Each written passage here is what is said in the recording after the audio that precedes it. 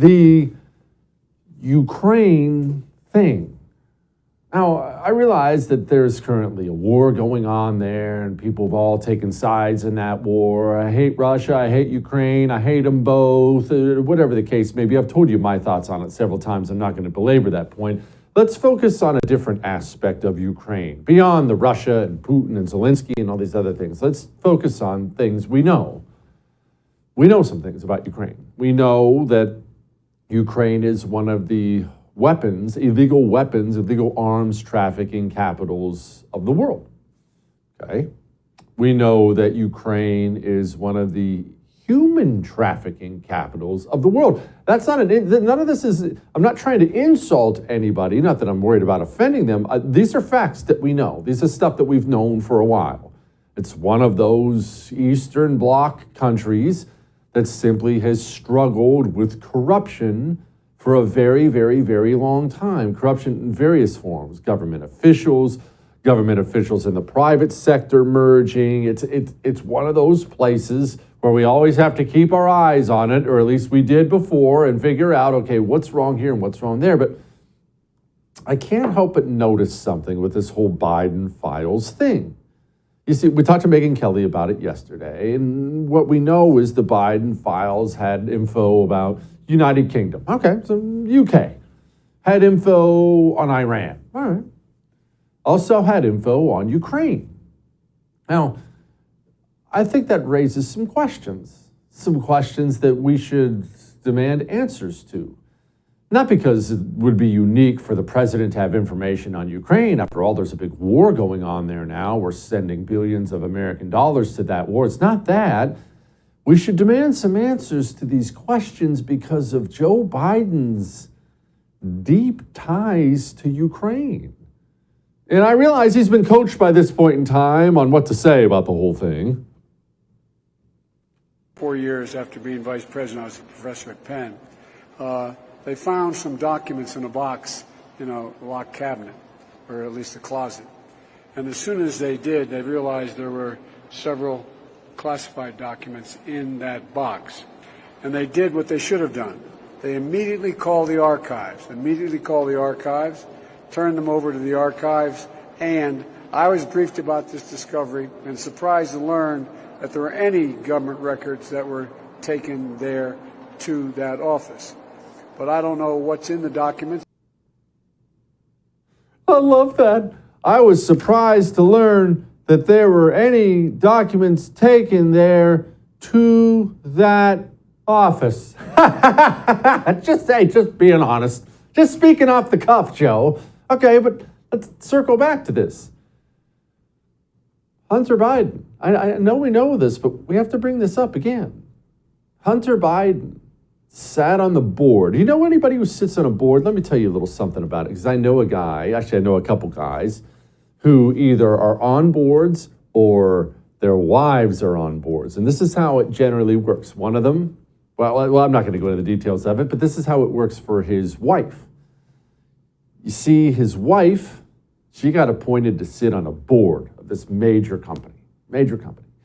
And I was just curious, what does that look like? I don't sit on any boards. I know you're going to find that shocking, but I'm not welcome in the boardrooms. I don't sit on any boards. But okay, so what does it look like? You sit on a board. Well, you know what it looks like for her? This is just one situation. I'm sure it can vary quite a bit, but I've heard similar stories. You know what she has to do? 4 times a year. Once every quarter, she has to go to a meeting.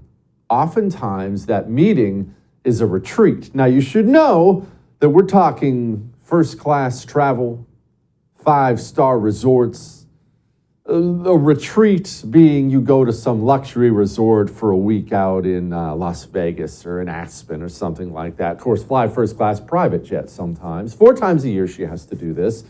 She goes and sits down for a few days, a week long, all expenses paid, by the way, food, drinks, everything. And she has to go into some meetings, okay? So sounds like pretty light duty, right? $250,000 a year.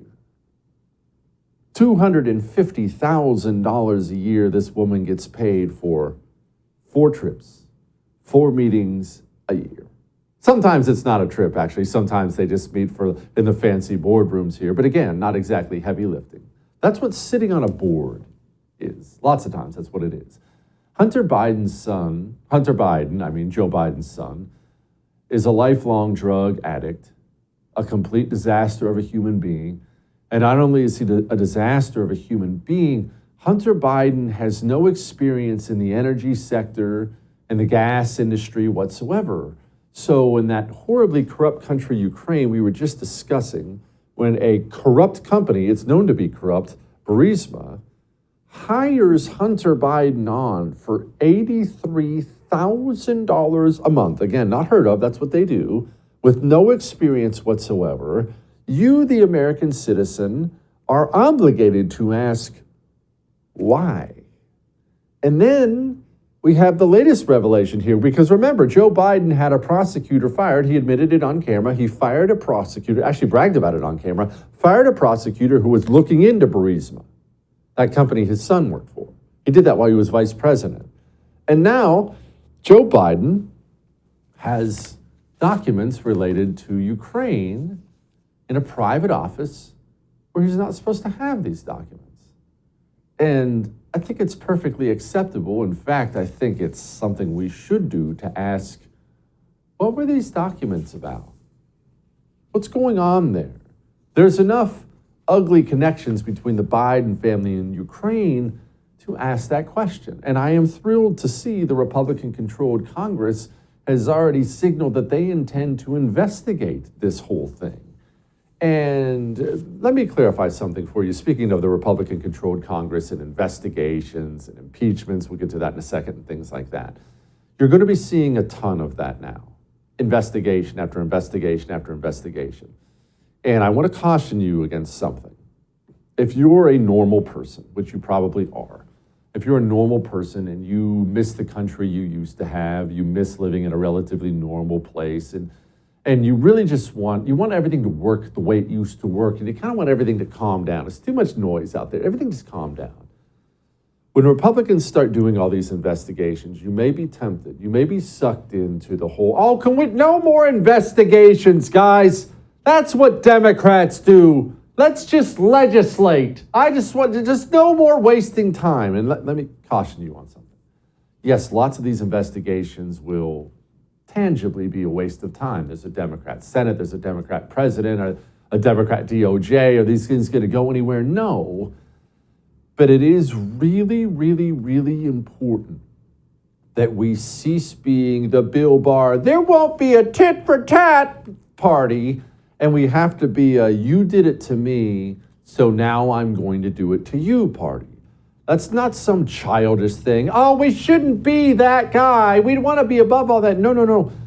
If we want these people to stop weaponizing the government, stop investigating every single Republican we can find, if we want these people to stop using every ounce of power they have to attack their political opponents, then we have to respond in kind. Because again, you're not dealing with Democrats, with liberals, with lefties. You're dealing with communists. You're dealing with people who only understand fear and pain. That's all communists have ever understood. These people, none of them, they're never going to wake up one day ever and say, guys, we've taken this investigation stuff too far. It's gone too far. Look, I don't feel right. We got to back off. They're never going to have that moment. The only chance you have at ever getting them to stop doing what they do is for them to wake up and say, oh gosh, now they're doing it to us. Hey man, maybe we shouldn't do this again next time because I don't want to be investigated. Hey, let's back off here because they're gonna do it to us. That's your only chance to stop them. And remember, they're not done with Donald Trump yet, speaking of all this stuff. You hear him on MSNBC? So I don't know if this is the end of the beginning or the beginning of the end, but I think we're going to enter a new phase where we will see criminal charges out of Georgia with respect to the former president on this aspect of what he did to overthrow the will of the people. I've been warning you about that for quite some time. I actually agree with that idiot there. I think we will see criminal charges, if not out of Georgia, than federally or both. The communist is not going to back off on things like that until we make him feel fear and pain. Legally, right? All that may have made you uncomfortable, but I am right.